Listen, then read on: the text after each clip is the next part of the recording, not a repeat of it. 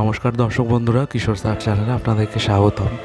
আজকে নবদ্বীপ রাস উৎসবে পূজিতা সুবিশাল রণকালী মাতার একটি ডিজিটাল আর্ট আপনাদের সামনে তুলে ধরছি। নবদ্বীপে রাস উৎসবে এই রণকালী মাতার সুবিশাল মূর্তি প্রতি বছর পূজিতা হন এবং সম্পূর্ণ তন্ত্রোক্ত বিধিমতে এই দেবীর পূজা হয়ে চলেছে বহু বছর ধরে।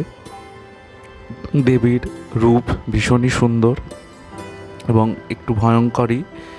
দেবী চতুর্ভুজা যেরকম দক্ষিণাকালীর মতোই হয় সেরকম। দেবীর নিচে রয়েছে মহাকাল এবং দুপাশে থাকে ডাকিনী যোগিনী। এই দেবীর একটি বিশেষত্ব হলো ডান পাটা একটু ভাঁজ করা অবস্থায় সামনে থাকে এবং বাঁ পাটা পেছনে থাকে, আর বাদবাকি রূপ দক্ষিণাকালীর মতোই। পুজো হন সম্পূর্ণ তন্ত্রবিধিতে, প্রচুর ছাগ বলি হয় এই মূর্তিতে এবং আগে তো আরও হতো, এখন অনেক কম হয় এবং অত্যন্ত নিয়মনিষ্ঠা সহকারে এই পুজো হয়ে আসছে। ভীষণ জাগ্রত দেবী। যারা নবদ্বীপে আসবেন তারা রাস উৎসবে এই সুবিশাল মূর্তি দেখলে বুঝতে পারবেন যে কত মহিমা মায়ের।